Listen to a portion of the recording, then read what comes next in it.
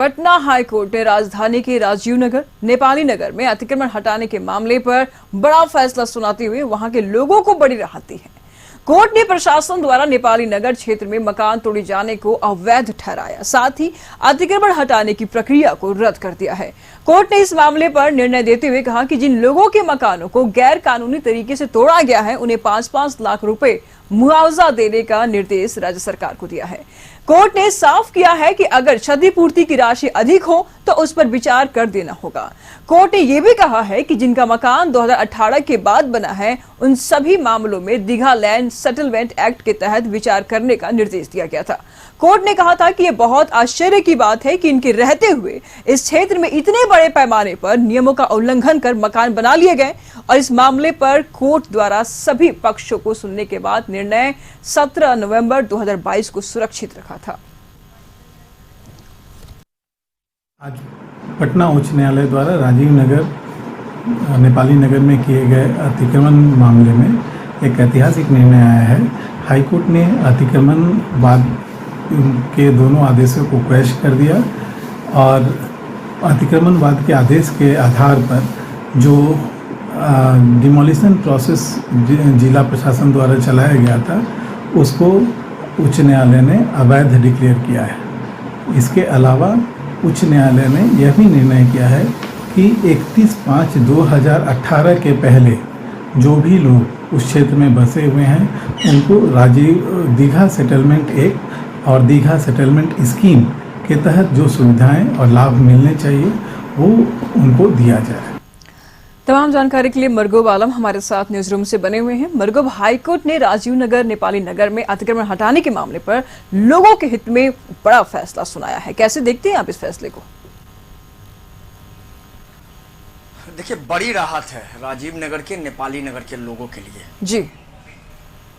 और उस समय भी कशिश की टीम गवाह थी, और आज भी मैं जब वहां गया तो आज भी वहां का माहौल देख करके निश्चित तौर पर आज भी मैं वहां से आया हूं जी।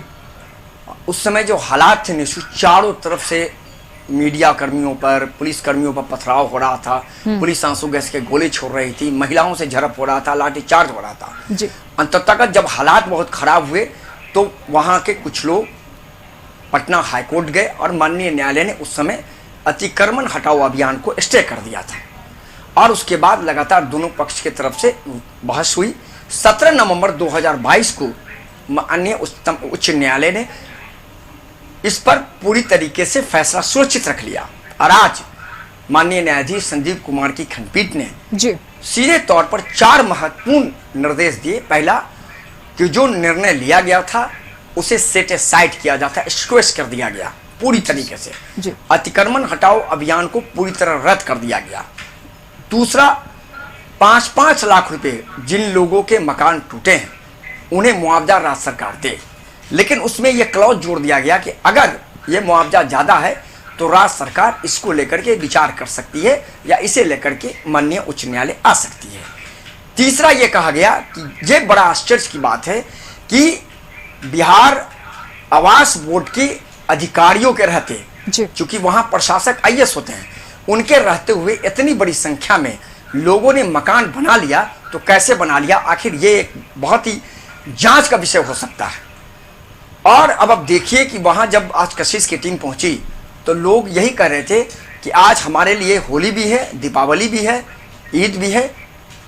तो बिल्कुल लोग बिल्कुल हाई कोर्ट के निर्णय को सीधे तौर पर कह रहे थे कि हमें न्याय की उम्मीद थी और हमें न्याय मिली जी।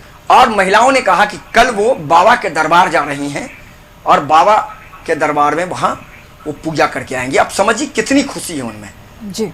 आज वही जगह था जहां हम उस समय गए थे, वहां हमारी उन बच्चों से बातचीत हुई थी जिन्होंने हमें बताया था जी। कि मैं तो स्कूल गई थी तो हमारा घर था सही, लेकिन मैं जब स्कूल से आई हूं तो मेरा घर तोड़ दिया गया, मैं अब यहाँ नहीं रहूंगी, मैं अपने घर अब गांव जा रही हूँ, हमारी पढ़ाई अच्छी नहीं हो पाएगी। आज उसी बच्चे से हमारी मुलाकात हुई, उसने कहा कि अब हमें लग रहा है कि अब हम फिर से अपने स्कूल रेगुलर जा पाएंगे, क्योंकि पिछले 1 साल से लग रहा था कि कब घर टूट जाएगा।